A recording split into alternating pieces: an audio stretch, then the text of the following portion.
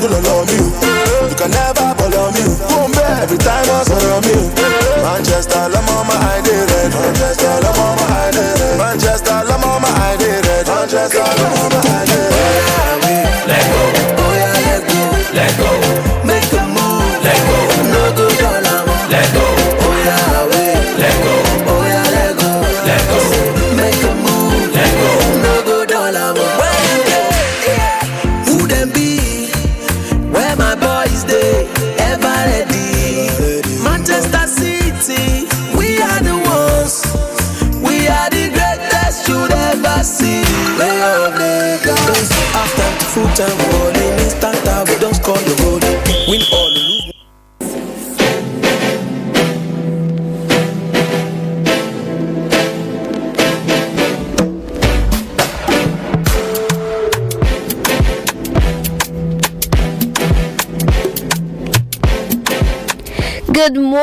Good morning, sports lovers. It's good to know you're there. It's time for the whistle on Soul 95.7 FM, Orisunbari, Lagos Ibadan Expressway, Ibadan. I am Uraola Olakomi, the Golden Girl. It's good to know you're there.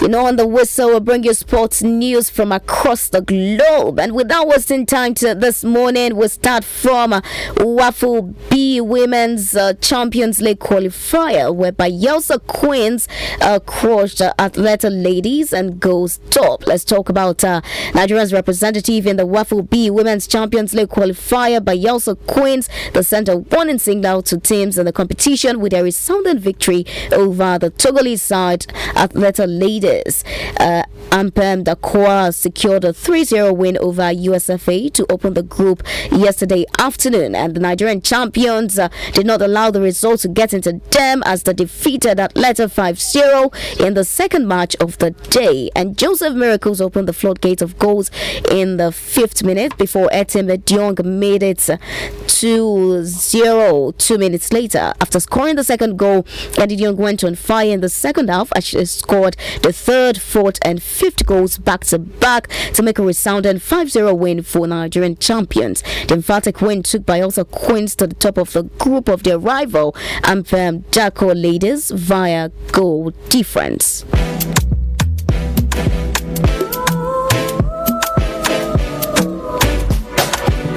And then 2022 on the 20 Women's World Cup, Netherlands defeated Falconets to reach first ever semi-finals.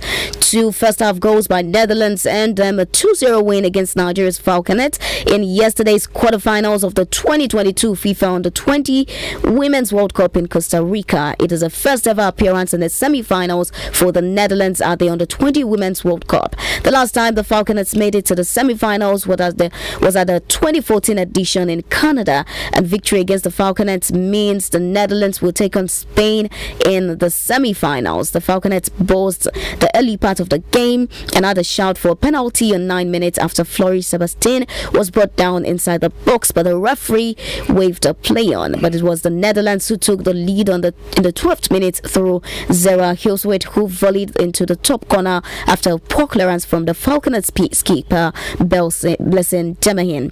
2 minutes after the opening goal, Mercy Doko went close with a header which was well landed by the Dutch keeper. In the 16th minute, Sebastian burst on the left flank and hit a good strike which the keeper palmed away for a corner.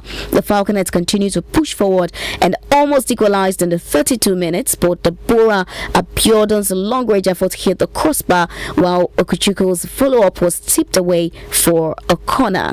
But in the 33rd minute, it was the Netherlands who doubled their lead, this time off the boots of Ziva Henry following another poor clearance for Temain, and the Falconets came out more purposeful in their second half and created chances after chances, but were let down by poor finishing. And the Falconets also went and closed in the 65th minute as Sebastian made a superb run into the area, but a weak effort couldn't hurt the Netherlands keeper.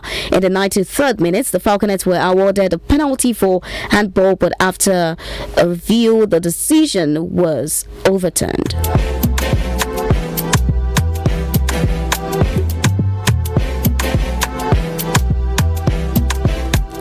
Ahead of the first leg of the 2023 Championship of African Nations CHAN qualifier against Nigeria's Super Eagles B team, the Black Galaxies of Ghana are scheduled to return home on Thursday, having completed their training tours.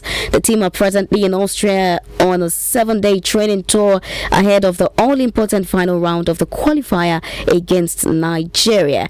And upon their arrival from Austria, they will move straight to Cape Coast, venue of the match, to wrap their preparations for the first leg. The first leg is slated for the 26th of August, while the second will come up at the Moshood Abiola Stadium, Abuja, a week later.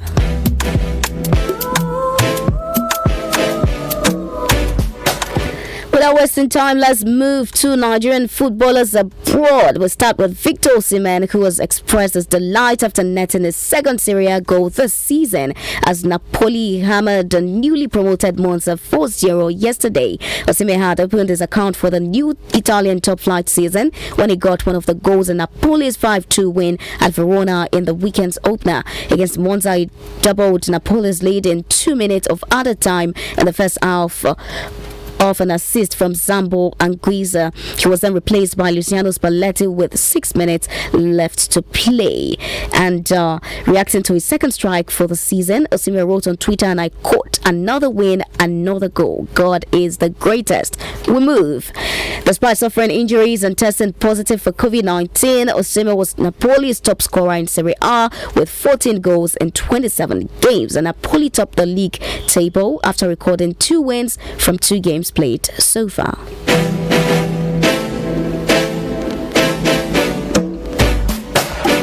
Everton coach Frank Lampard has hailed Nigerian winger Alex Iwobi's fantastic performance against Nottingham Forest in their Premier League home game on Saturday. Everton drew 1-1 with Nottingham Forest at Goodison Park, and Brennan Johnson scored in the 81st minute to give Forest the lead, while the Mara Grey equalised 7 minutes later for the Toffees. Frank Lampard hailed Iwobi, who played the entire duration of the encounter in his 100th game for Everton, in which he scored 7 goals and made 8 assists.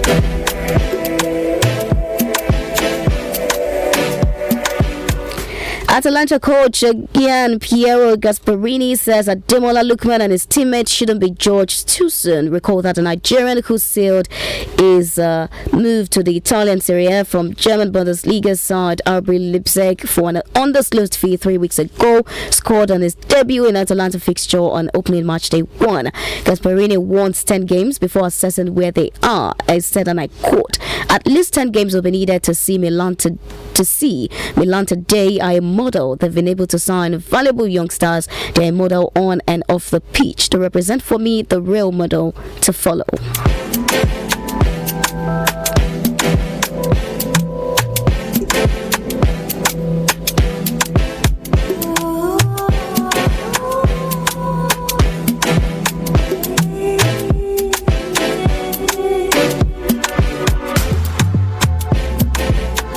Alright, let's take the results of the games played over the weekend. There's so many games on Saturday, Sunday. So let's take, we'll start with Saturday from the Premier League, where Tottenham Hotspur defeated Wolverhampton 1-0. Crystal Palace defeated Aston Villa 3-1. And Everton held a draw with Nottingham Forest 1-1. Fulham defeated Brentford 3-2. Leicester lost to Southampton 2-1, and Arsenal defeated AFC Bournemouth 3-0.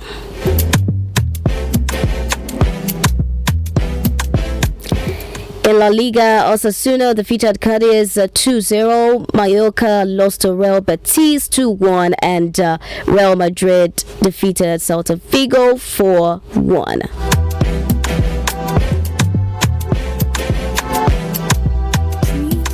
In Serie A, Torino held a draw with Lazio 0-0. Udinese also with Salernitana 0-0, and Inter defeated Spezia 3-0, and Sassuolo defeated Lecce 1-0.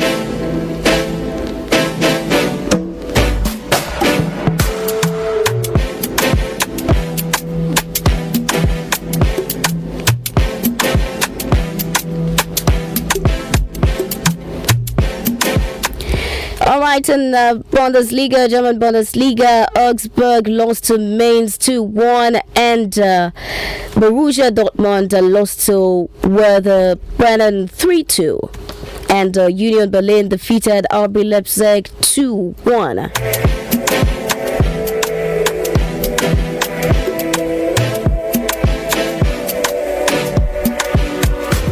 Alright, in League One, don't forget we're still talking about the results of Saturday's game. Lens defeated Monaco 4-1, and Nantes lost to Marseille 2-1.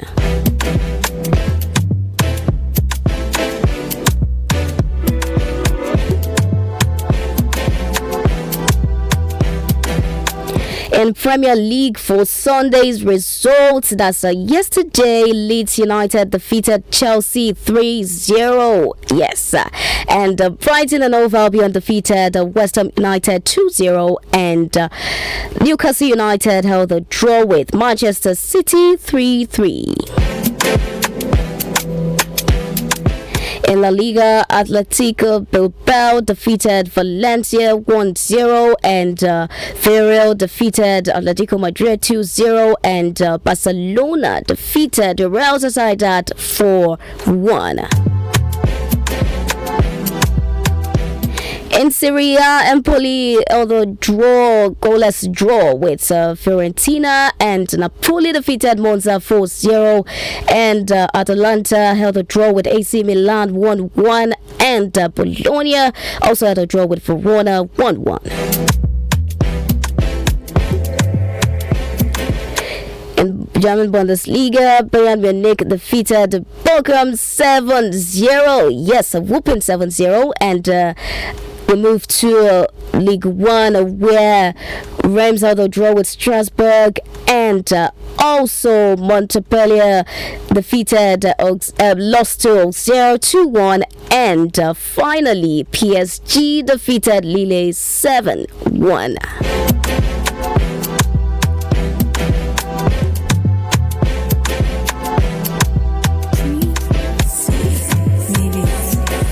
Alright, let's quickly have a very brief discussion about some of the games. Let's talk about Chelsea's loss, the defeat to Leeds 3-0. Chelsea boss Thomas Tuchel has blamed the team's defeat to Leeds United on the coaching staff's inability to travel by plane to the venue of the game. Recall that. Alright, we already talked about that. The German boss, in an interview, said that his side's problem started on Saturday when the coaching staff had to make their way to Leeds on the bus. He said, and I quote, "Everything that can go wrong did go wrong. It started yesterday, that Saturday. We had no plane to arrive, so we came on bus. The players could fly, but the coaching staff, for the coaching staff, it was a long ride on the bus." And he continued today. That's yesterday. So for all the Chelsea fans, that have expressed their disappointment, the Chelsea boss has spoken.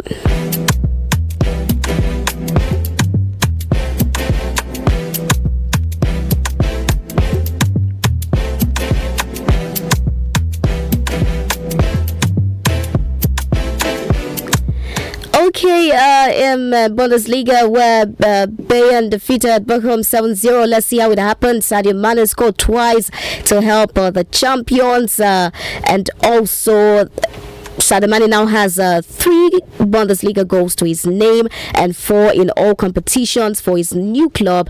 And former Manchester City winger Leroy Sane also scored the first goal of the game in the 4th minute from Kingsley Coman assist. And 21 minutes later, Martin's the lead made it 2-0, and Conan got on the score sheet in the 32nd minute as Bayern continued to dominate the game. Mane had a goal ruled out in the 40th minute for offside, and Mane completed his brace in the 59th minute with a well-taken penalty kick. In the 66th minute, Thomas Müller was substituted for Serge Gnabry and Benjamin Pavard, and made way for Nozia Maroui. And Costa Rican defender Christian Gamboa scored an own goal to increase the tally to 3 minutes later, and substitute Serge Gnabry made it 7-0 in the 75th minute.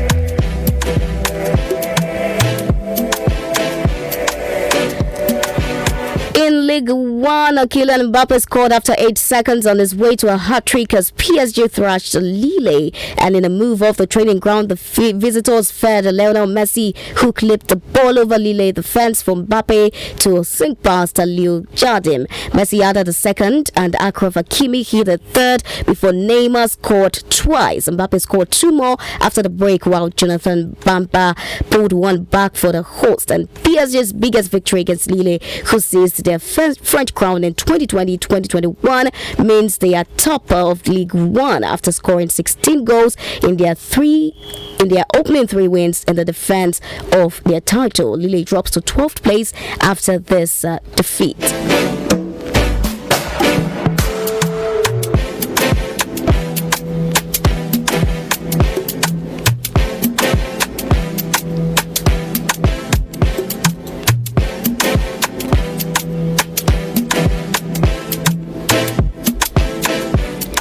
Don't forget that in Premier League there's a game today. Yes, Manchester United will be facing Liverpool. That's right, Manchester United will be battling Liverpool, and you should know that when they meet at Old Trafford this evening, both will be searching for a first win after underwhelming starts to the season. Liverpool have yet to lead after drawing their opening 2 games against Fulham and Crystal Palace, and Georgian club has had to contend with injuries and a red card for new €64 million signing Darwin Núñez. And United have lost their opening 2 matches under Erik ten Hag, including a humiliating 4-0 defeat at Brentford.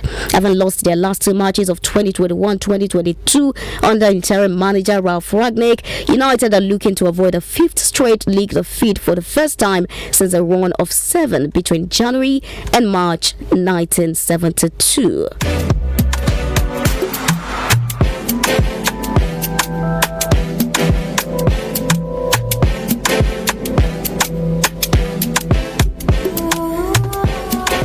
So, like I said, Manchester United will be facing Liverpool in Premier League by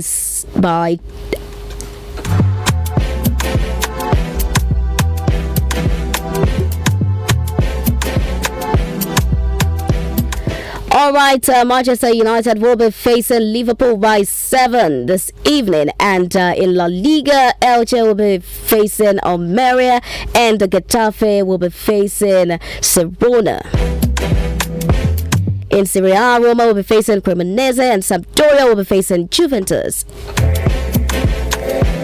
Alright, that's it. Let's quickly move to boxing, where Anthony Joshua says emotions got the better of him and he let himself down with his bizarre post-fight antics after losing to Ukraine's Alexander Usyk in Saudi Arabia on Saturday. Joshua was defeated by split decision in the heavyweight world title rematch. And after the contest, the Briton picked up 2 of Usyk's belts and dropped them out of the ring and strode towards the dressing room before returning to the ring to give a speech. He said, he tweeted, "I let myself down." But after returning to the ring, Joshua confronted Usyk, saying, and I quote, "You are not strong. How did you beat me? How? I had character and determination." And after that, he picked up the microphone and produced a speech where he talked about, he reflected on the fight and talked about his shortcomings as a boxer. He also talked about several topics, including his troubles with the police as a teenager, the war in Ukraine, his career, and led the crowd in saluting 35-year-old Usyk. And in his post-fight news conference, Joshua said he acted that way because he was mad at himself. And he said, and I quote, "When you are angry, you might do stupid things." And he said that he let himself down, and I'm quoting him now. He said, "I acted out of pure passion and emotion, and when not controlled, it ain't great. I love the sport so much, and I'll be better from this point on. Respect." Joshua, who took super heavyweight Olympic gold at London 2012, won his first 22 professional fights, but has now lost 3 of his past 5 contests, all of them for world titles.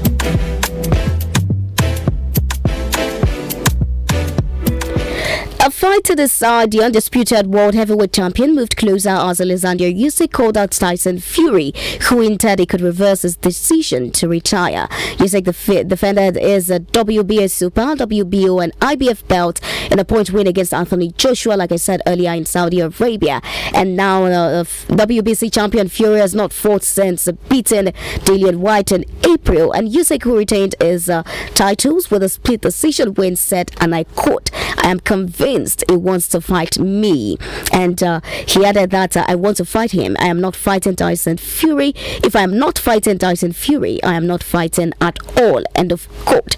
Recall earlier this month, Britain's Fury said he would stay retired, but the 34-year-old criticized Saturday's fight on social media, saying, and I quote, "I would annihilate both of them on the same night. Get your checkbook out because the Gypsy King is here to stay forever."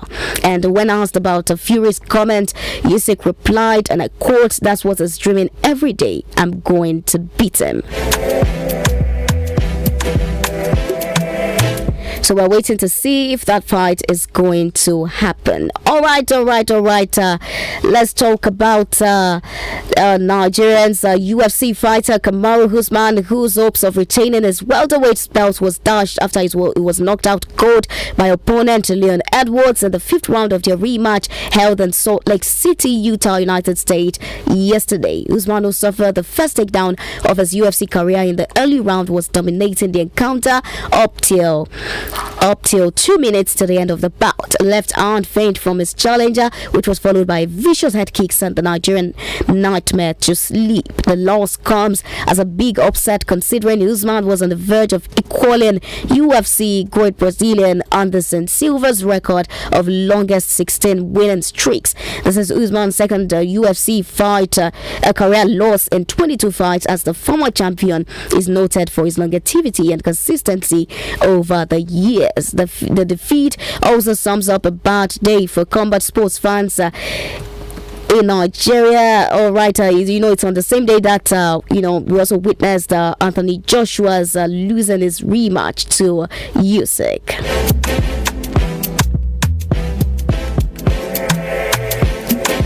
And now Leon Edwards wants his first title defense to be at Wembley Stadium after shocking Kamaru Usman after UFC 277 in Salt Lake City, Utah. The Briton knocked out Usman, like I told you earlier, and now is the first British UFC champion since Michael Bisping in 2016, and only the second in history.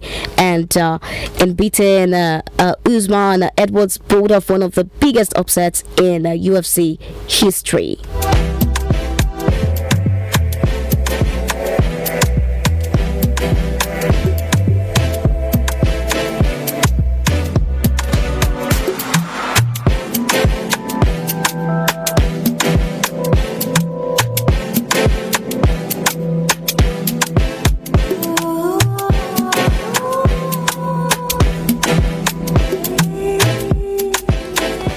Alright, okay. Let's quickly take just news from tennis, where France's Caroline Garcia and Croatia's Borna Koric both created history as they claimed victories in the finals of the Western and Southern Open in Cincinnati. Garcia became the first qualifier to win a WTA 1000 title with a 6-2, 6-4 win against Petra Kvitova. And in the men's final, Koric, the world's number 152, became the lowest ranked player to claim a Masters trophy. He beat a Greek fourth seed 7-0 Tsitsipas 7-6, 7-0, 6-2, and the previous holder of the record was then world number 143 Roberto Carterero of Spain, who won in Hamburg in 1996. And Koric has been as high as 12th in the ATP rankings, but was absent for a year with a shoulder injury and only returned to the circuit in March. He beat British number 1 Cameron Norrie in Saturday's semi-final after earlier dispatching Rafael Nadal and Felix Auger-Aliassime. That's where we round up for today on The Whistle. Yes, don't forget that by Wednesday 9:30 I'll be back with more sports news for you. But before then, you can also enjoy sports news in Yoruba by 12 noon with my producer Zim of Sport, Make sure you keep it a date. Until then, I remain your golden girl.